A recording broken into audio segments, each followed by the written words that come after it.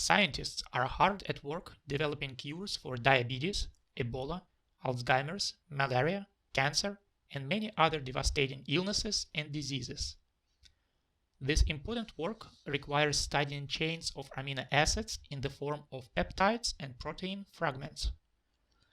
Amino acids are important building blocks of living organisms. Peptides are chains of amino acids. Many hormones, antigens, toxins, and other biologically active molecules are peptides. Long chains of amino acids are what proteins made of. Hi, my name is Sergey Nosov. I manage the development of an exciting new analytical tool scientists working with peptides and protein fragments cannot wait to get their hands on. As a developer of one of the first amino acid chain molecular weight web calculators, I am deeply aware of the limitations currently available computer programs that operate with peptide sequences impose. Our new project employs patent-pending algorithms that smash through a few difficulty barriers. And that is what I want to quickly demonstrate to you right now. When writing a peptide or a protein sequence, you can use 1-letter or 3-letter amino acid codes. For example, here is a 42 amino acid sequence of beta-amyloid peptide, which found in plugs in the brains of Alzheimer's disease patients. Right now, we are using 1-letter amino acid code. As you can see, our tool has no problem reading it.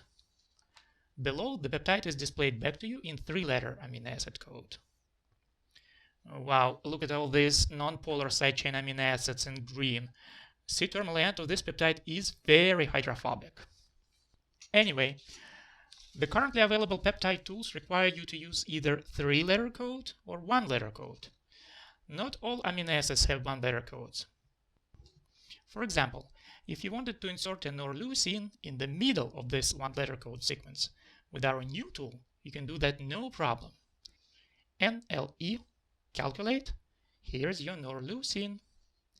You can mix 1-letter codes with 3-letter codes, which makes peptide sequences more compact, easier to read, and faster to work with. The second aspect I want to talk to you about is modifications of peptides and of their amino acid side chains, which includes post-translational modifications. Many peptide tools available today do not know how to work with modifications at all, or they require you to learn some special interface for programming modifications in. With our tool, on the other hand, a peptide scientist just puts the peptide sequence in the same way he or she would write it in an email to a colleague. There is nothing new to learn, just a box for your sequence and the calculate button. Here, let us say we want this lysine demethylated.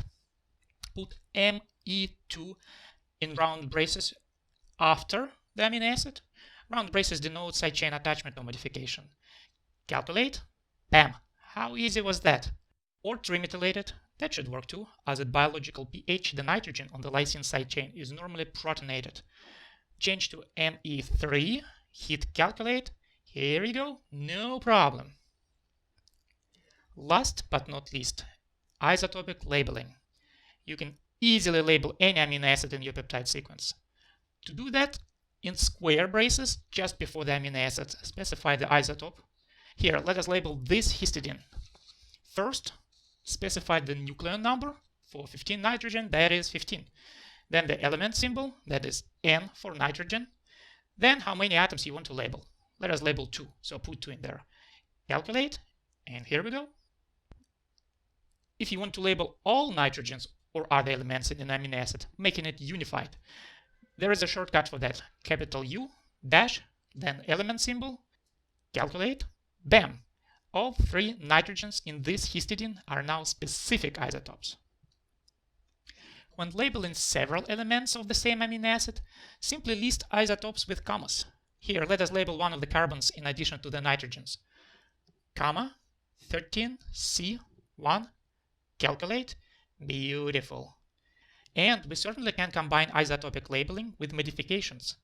Let us label this trimethylated lysine with tritium. Square braces, 3H1, calculate, works wonderfully. Now, how will you be able to run this tool? The plan is to deploy the tool on the internet. That way, anyone with internet connection and a sufficiently modern browser on any operating system will be able to use it.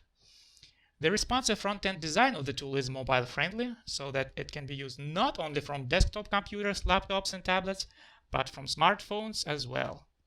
So, what can the scientists use this tool for?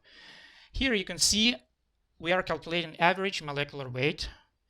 We can also show monoisotopic weight. We can display mass-to-charge ionization tables for mass analysis. Really, once the peptide or protein fragment is inside of the computer, we can run any kind of calculation computers are good for. The possibilities are endless.